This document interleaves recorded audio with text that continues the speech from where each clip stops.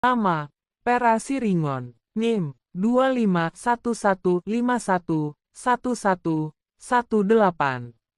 Program Studi, Sarjana Pariwisata. Pelajaran mengenai komputasi awan cloud computing selama 1 minggu dapat dirancang secara efektif untuk mencapai 3 kemampuan akhir mahasiswa (KAM) yang ditetapkan. Berikut adalah deskripsi metode pengajaran yang bisa diterapkan. 1.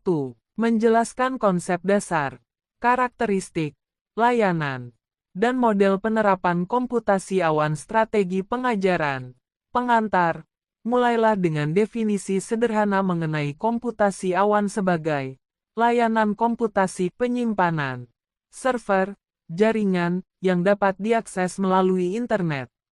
Gunakan analogi yang mudah dipahami, seperti layanan listrik di mana Anda hanya menggunakan dan membayar sesuai pemakaian. Karakteristik.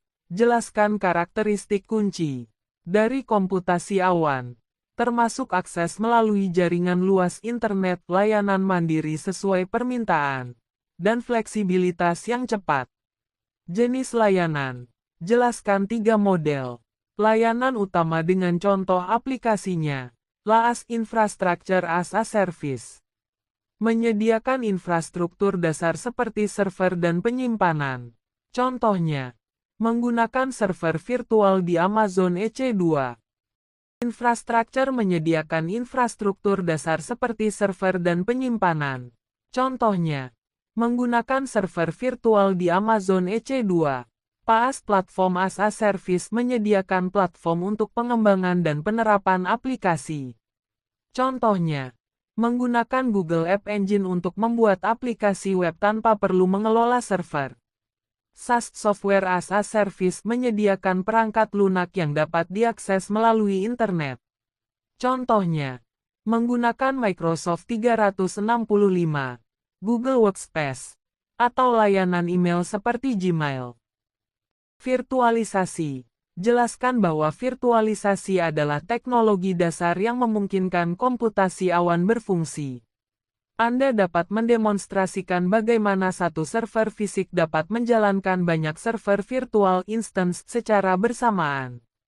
Model penerapan, deployment, bahas model-model penerapannya.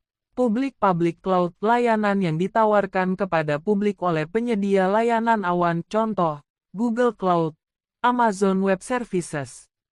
Private cloud, layanan yang dikelola oleh satu organisasi untuk penggunaan internal.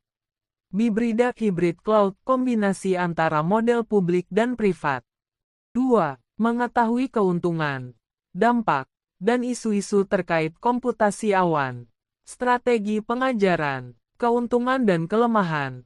Lakukan sesi diskusi interaktif tentang manfaat komputasi awan, seperti penghematan biaya, model bayar sesuai pakai, skalabilitas, menambah, mengurangi sumber daya dengan cepat, dan mobilitas data akses dari mana saja. Bahas juga kekurangannya, seperti isu keamanan, ketergantungan pada koneksi internet, dan potensi vendor login. Dampak. Diskusikan bagaimana komputasi awan berdampak pada berbagai sektor, termasuk pendidikan, akses materi e-learning jarak jauh, dan industri, manajemen data yang lebih efisien. Studi kasus. Mintalah mahasiswa meneliti kasus nyata perusahaan yang telah beralih ke komputasi awan dan menganalisis dampaknya. Isu terkini. Ajak mahasiswa membahas isu-isu terkait komputasi awan, seperti privasi data, regulasi pemerintah, dan isu etis dalam penggunaan teknologi ini.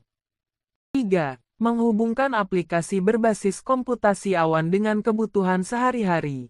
Strategi pengajaran, analisis penggunaan pribadi. Minta mahasiswa membuat daftar aplikasi yang mereka gunakan setiap hari dan identifikasi mana yang merupakan aplikasi berbasis awan. Contohnya, penyimpanan online, Google Drive, Dropbox. Aplikasi produktivitas, Google Docs, Microsoft 365. Media sosial, Instagram, TikTok. Hiburan, layanan streaming seperti YouTube, Netflix. Pembelajaran, E-learning berbasis awan. Proyek mini.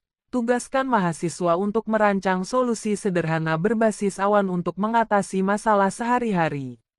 Contohnya, membuat sistem penyimpanan file kolaboratif untuk proyek kelompok menggunakan Google Drive, atau merancang aplikasi sederhana menggunakan layanan PaaS. Ide inovasi. Dorong mahasiswa untuk memikirkan ide-ide inovasi digital baru yang dapat dimungkinkan oleh komputasi awan. Misalnya aplikasi untuk pengelolaan jadwal, platform berbagi data antar komunitas, atau layanan yang berbasis analisis data. Dengan pendekatan ini, mahasiswa tidak hanya akan memahami teori tentang komputasi awan, tetapi juga dapat menghubungkan konsep-konsep tersebut dengan pengalaman mereka sehari-hari dan termotivasi untuk menciptakan solusi digital baru. Demikian itu dari saya, sekian dan terima kasih.